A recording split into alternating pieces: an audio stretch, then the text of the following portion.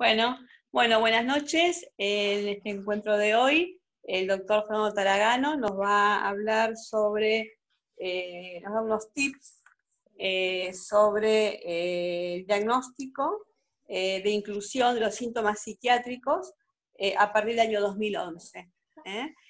Los que estamos aquí debatientes, al final de la charla del doctor, somos el doctor Julio Herrera Mingorance, el doctor Guido Dorman, el doctor Daniel Serjan y yo, a que les hablo, doctora Patricia Conti.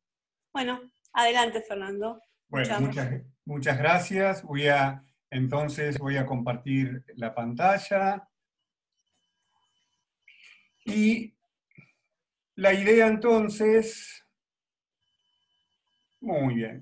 La idea entonces es que vamos desde el capítulo de los trastornos cognitivos, conductuales y demencias, cuyos miembros somos los que aparecemos ahí, junto al doctor Julio Herrera Mingorance, el doctor Seinhardt, el doctor Vicario, la licenciada Monchablón, la doctora Conti, la licenciada Pascale, la doctora Costa y el doctor Dorman. Estamos llevando adelante entonces una serie de conferencias y tips. Lo de hoy es un tip que aspiro que dure 7-8 minutos, y en lo que quiero hacer hincapié es, para un posterior debate, yo lo he denominado las demencias desde la neurología a la neuropsiquiatría, o también lo podríamos denominar las demencias de 1906 a 1984 a el año 2011.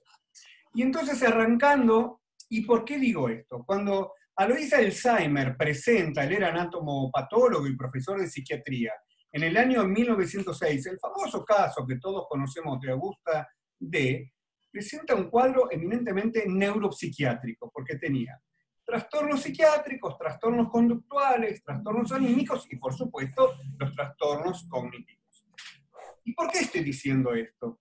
Porque lo que ocurrió durante muchos años fue que no teníamos un claro panorama de criterios diagnósticos. Entonces, muchas cosas eran demencias seniles, otras preseniles, hasta que se puso orden y el Instituto Nacional de Stroke y Trastornos de la Comunicación y el grupo de Alzheimer's Disease del Instituto Nacional de Salud en los Estados Unidos, en el año 1984, muy bien reúnen conceptos para hacer el diagnóstico de lo que era la demencia, y toma como ejemplo la demencia tipo Alzheimer. Ahora, ¿qué ocurrió? Como ustedes vamos a ver. Evidentemente, para hacer un diagnóstico de demencia, y especialmente por causa de Alzheimer, el impedimento de la memoria y de otras funciones cognitivas debería ser progresiva. Y está muy bien que se haya puesto orden. Ahora, fíjense ustedes lo que implicó.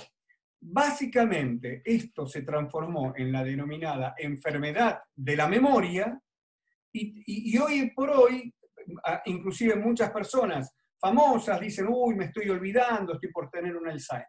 Entonces, ¿qué es lo que ocurrió?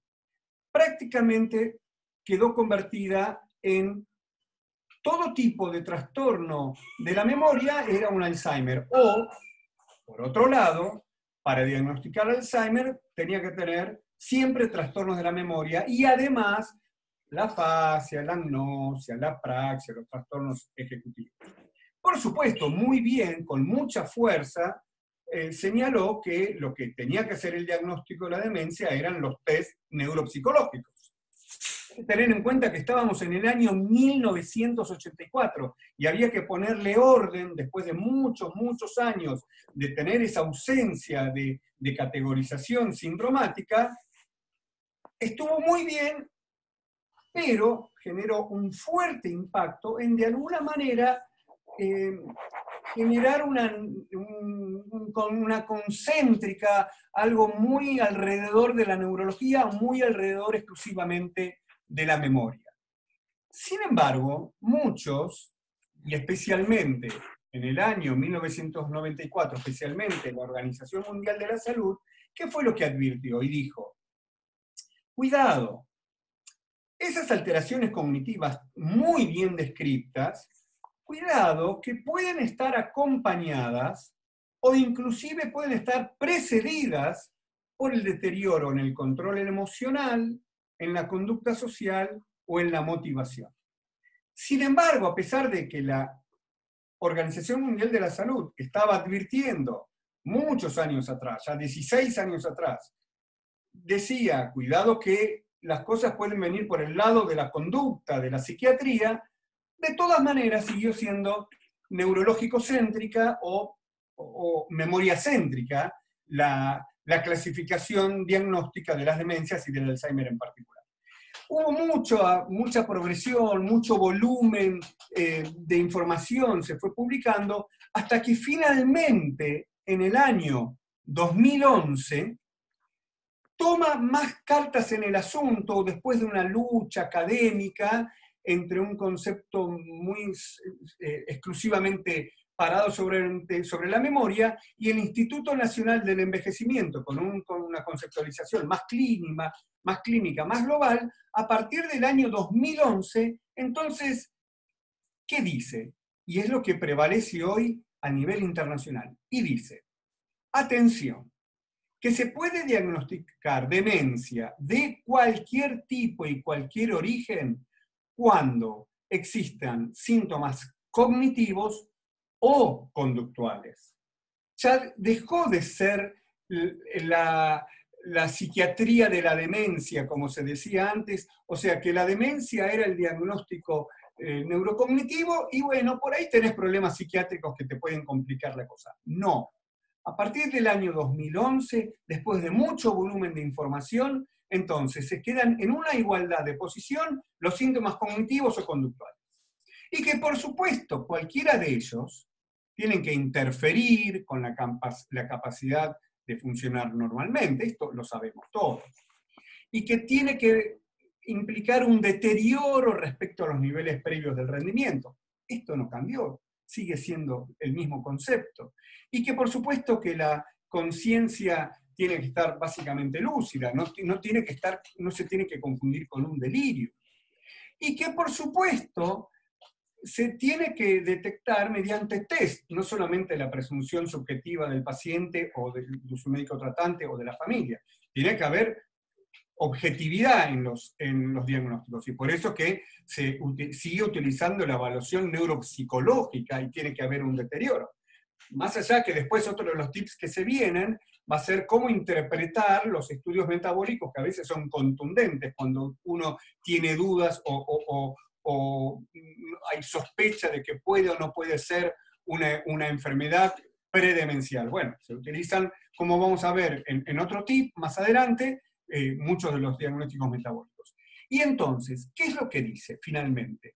Que la alteración, sea cognitiva o bien conductual, tiene que involucrar al menos dos de los siguientes aspectos. Y entonces señala, puede tener la capacidad alterada o de recordar, o sea, puede o no haber una alteración de la memoria. Puede haber alteraciones en el razonamiento o en el juicio. Puede haber alteraciones perceptivas y visoespaciales. Esto también es novedoso porque tira un poco más para atrás la posibilidad de que haya un Alzheimer. No solamente es el temporal de aparición tradicional. Puede ser, entonces, más occipitoparietal o con los síntomas de alteraciones del razonamiento o del juicio, los famosos del lenguaje, o los cambios en la personalidad o en el comportamiento, está frontalizando también mucho más el Alzheimer. Entonces, si uno quiere, desde el punto de vista anatomopatológico, como para hacer la continuidad con la revista Alzheimer del año 1906, toda esta clasificación, que es mucho más clínica, nos dice, sí, la tradicional manera de aparecer es tradicional si comienza con los lóbulos temporales, pero si comienza con los lóbulos más parieto-occipitales, es tradicionalmente el comienzo posterior. Y si comienza con afectación más frontales, tradicionalmente son los síntomas psiquiátricos o los síntomas conductuales. Entonces, el mensaje final de esto es que una persona puede tener de inicio problemas conductuales en su razonamiento, en su capacidad de juicio, o en su personalidad, o en su comportamiento, y obviamente tarde o temprano también va a ir adquiriendo los trastornos cognitivos. O sea que muchos de los cuadros demenciales comienzan con problemas de la conducta. Y aproximadamente, hay mucha publicación, esto puede rondar el 50%, considerando que la apatía es el más frecuente de todos los trastornos de conducta y que no dice, no genera perturbación, no es disruptivo. Así que entonces, para terminar, es muy importante tener en consideración que los trastornos cognitivos y los trastornos conductuales psiquiátricos están en una misma dimensión y que bien vale la pena hacer el diagnóstico temprano para tratar o intentar de prevenir la progresión a la demencia más severa. Bueno, muchas gracias, Patricia. Quedamos ahora entonces para un debate.